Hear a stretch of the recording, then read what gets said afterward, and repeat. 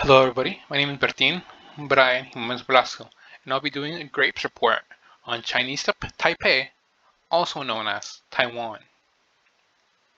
Now, first let's talk about the geography. Taiwan is a mountainous tropical island nation. This means that it's just covered with mountains, and it also has a very warm, humid climate.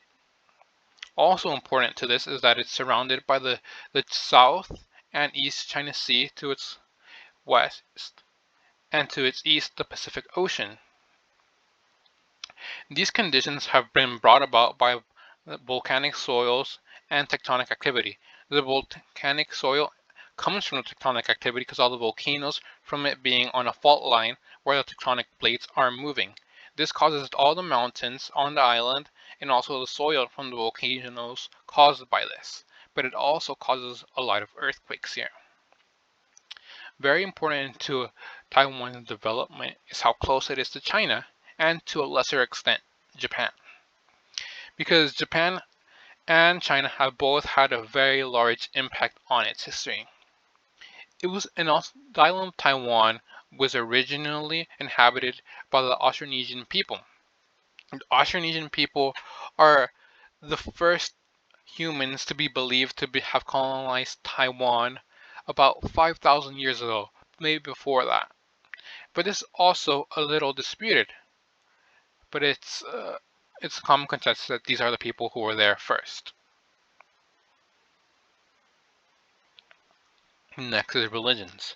The religions primarily come from former colonizers to Taiwan. These religions can be Buddhist, Taoist, Christian, or animalist, with Buddhists and Taoists coming from China, Christians coming from the Dutch and Spanish, and animalists coming from the indigenous people. They also celebrate traditional Chinese holidays because of a very deep connection to China, such as the Lunar New Year and other things like that. But they also celebrate, obviously, Buddhist holidays like the Buddha's birthday and, for Christians, Christmas. All of these can be celebrated by the same people because Taiwan has a lot of religious tolerance, which means they just might just celebrate these holidays just because. Also important to this is that both denominations of Christian religions are present here: Protestantism and Catholicism. Protestantism from the Dutch and Catholicism from the Spanish, who both held the island at one point. Also important is the lack of Shintoism on Taiwan. This is a concerted effort from the government which wanted to remove all Japanese culture from Taiwan. Next would be achievements. A major source of art in Taiwan would be traditional Chinese art. It's just at the forefront. It's what's most important in the country. Some examples of this are like the calligraphy and traditional paper umbrellas. These are very important due to a large portion of Taiwanese people being of Chinese descent. Also important is how Taiwan is internationally recognized in math and science. Education is just extremely important in Taiwan, and they have been recognized as nationally being one of the top 5 scoring nations on international standardized tests. Now, some early inventions in Taiwan were canoes. Remnants and archaeological artifacts have been found here, and it's also how the Austronesian people moved on to colonize all the other southern islands in the area. Now, on to more modern times would be the cutting edge microchip manufacturing and technology and all the semiconductors in them. There is quite literally no other country that could really manufacture these things.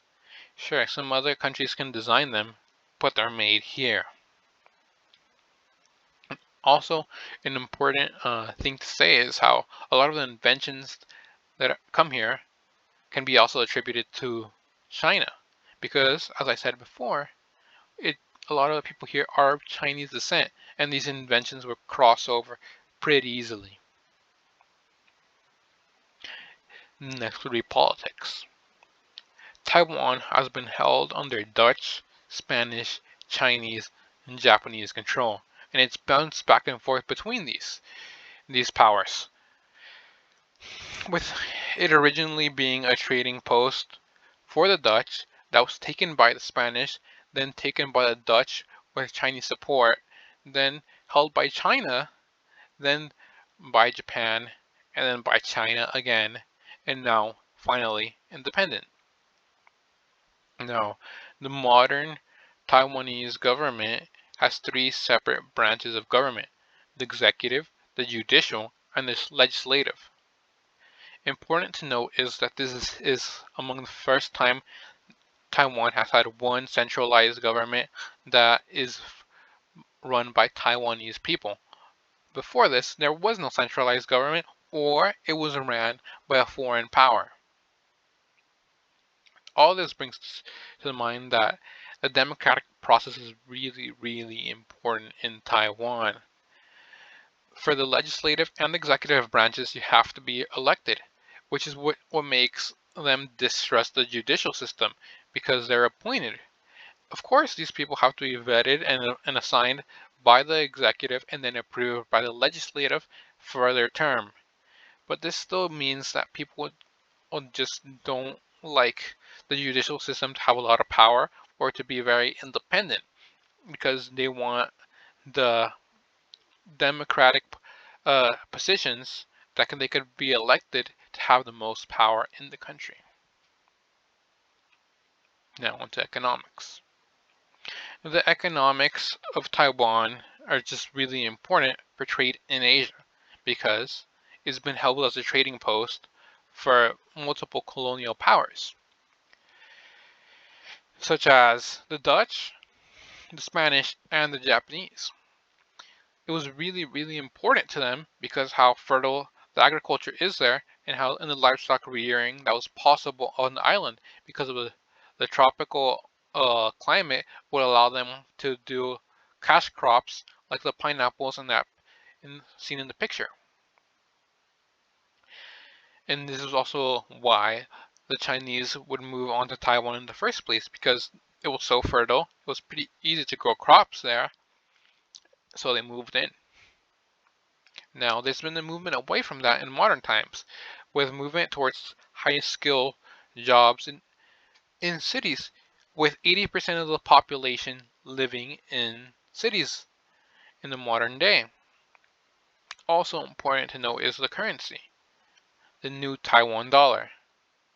And new is very important to that, because this is the second Taiwanese currency. The Taiwan dollar was racked with hyperinflation when it was first implemented, because of the incompetent governments before it, and the economic downturn caused by that forced them to have to make a new currency when Taiwan had its own government.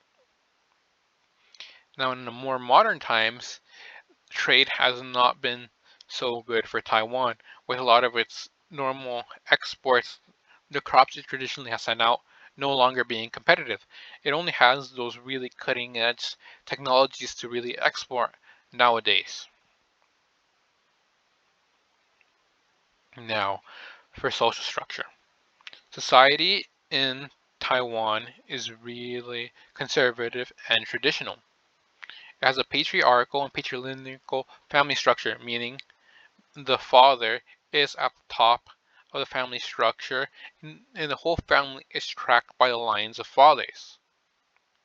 Now, this comes from mainly China, Japan, and the Aboriginals in here in Taiwan, because these cultures all have this as an important part of their culture.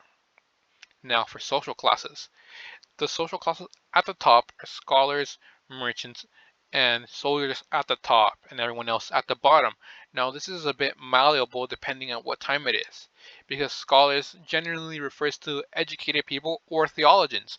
People have an education through that and are very important. And these people came from China. When the communists took power, a lot of them came over. Merchants are also really important here because it was for a very long time a trading center, which meant merchants were held in high esteem because they stimulated the economy a lot. Soldiers were primarily at the top when the country was held by Japan, who has a very martial culture, who has a lot of importance in this, and also during times of war when they needed a large amount of soldiers. Now, Taiwan also has very traditional gender roles, with men are the ones expected to provide, and women are expected to be more so domestic, as is in most traditional societies. Now, also very important to this structure is respect for family and elders. Families are very, very important. It needs to be kept together, and you're always expected to eat with your family, be with your family, and just always have all your whole entire family be with you, not just the immediate family as well. Everyone is expected to who live together. Now, this has changed in modern times, but this has been the traditional structure. Also important is elders. You're supposed to respect your elders. This comes from multiple cultures, especially important in Aboriginals with that could have some ancestor worship uh, due to the spirits and the beliefs there, and also Catholicism as well. That could be tied in there too. Now, that concludes my grapes report. Thank you for your time.